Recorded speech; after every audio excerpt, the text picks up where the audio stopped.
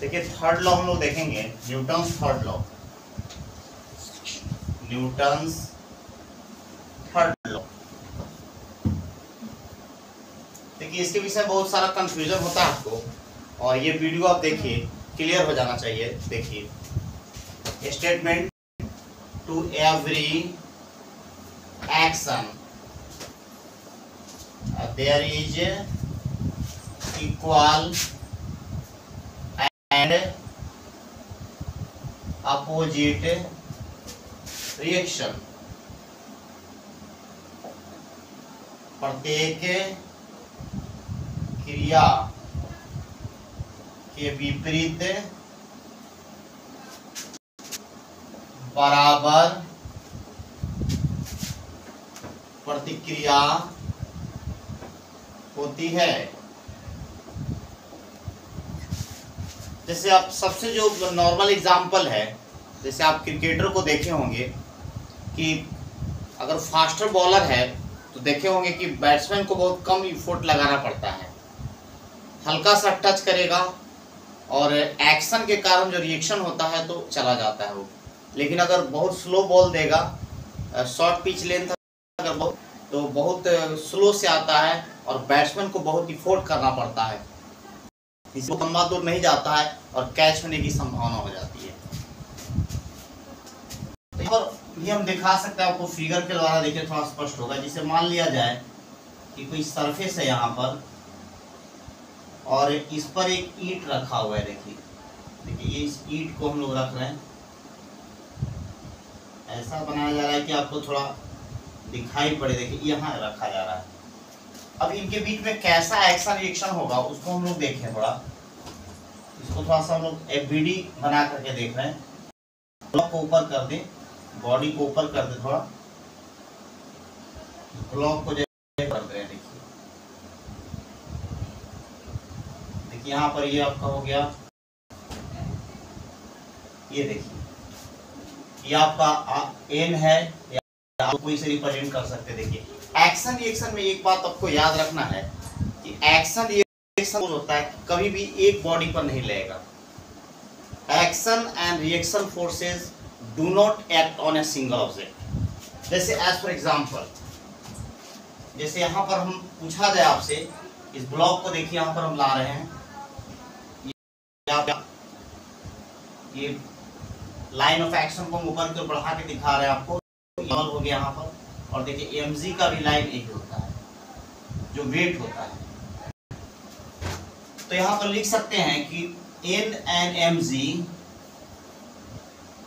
अर्थात normal reaction force और weight are not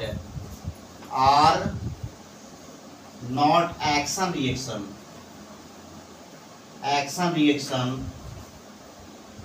forces because they act on single object। इसीलिए इसको हम लोग एक्शन रिएक्शन में नहीं काउंट करेंगे, क्योंकि आप देख सकते हैं कि एन और एन एक्शन और रिएक्शन है तो डिफरेंट बॉडी पर लग रहा है। तो यहाँ पर एक्शन रिएक्शन ये नहीं होगा, ये क्योंकि दोनों फोर्सेस एक ही ऑब्जेक्ट पर लग रहा है, सिंगल ऑब्जेक्ट पर लग रहा है।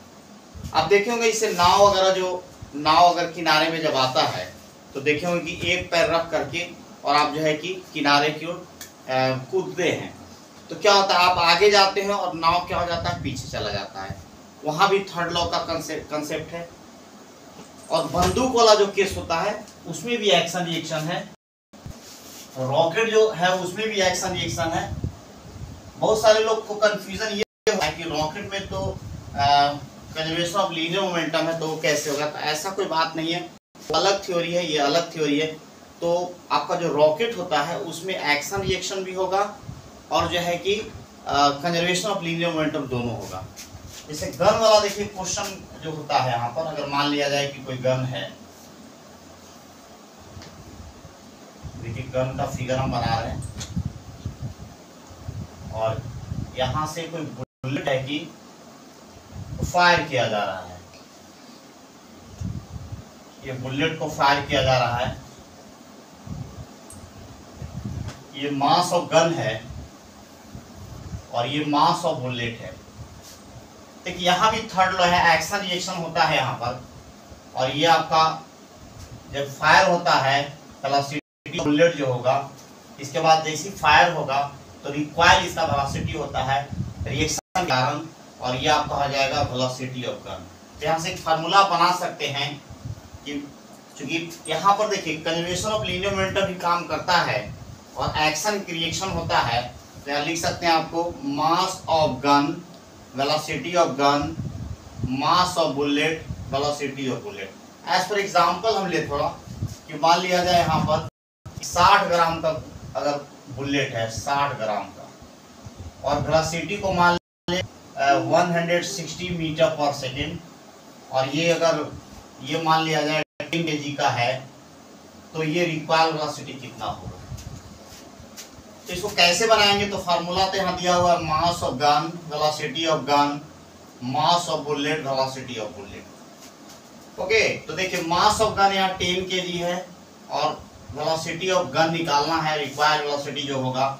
मास ऑफ बुलेट कितना है 60 ग्राम है, तो देखिए इसको एक ही यूनिट में रखना होगा, ये साइन में लाना होगा, 1000 से डिवाइड कर दिए, और वेलोसिटी ऑफ गन दिया हुआ 160 मीटर पर सेकेंड। यहाँ से देखिए एक जीरो 2 जीरो कैंसिल हो जाएगा, और Vg इक्वल टू होगा velocity of gun required velocity जो होगा 1696 और बाई 100 हो गया यहाँ पर, तो 0.96 मीटर पर सेकेंड से ये रिक्वायर करेगा ये। ठीक है, तो आप यहाँ देख सकते हैं कि किस तरह कर रहा है यहाँ पर, और यहाँ पर एक्शन रिएक्शन तो आप दिखा सकते हैं यहाँ पर कि दोनों अलग अलग लग रहा है। ये इस तरह हो गया, और यहाँ पर देखिए ये रिक्वायर इस तरह है। एक्शन रिएक्शन के कारण जो है कि रिक्वायर कर जाता है। अगर एक्शन इस पर माने तो इस पर रिएक्शन हो गया। ये एक्शन है, यहाँ पर एक्शन अगर है तो ये आपका रिएक्शन हो जाएगा, रिएक्शन हो जाएगा। देखिए यहाँ देख सकते हैं आप। तो ये थर्ड लॉ को आप प्रैक्टिकली थोड़ा सा फील कर सकते हैं कि थर्ड लॉ क्या है, क्योंकि यहाँ कैंसिलेशन का चांस नहीं होता है।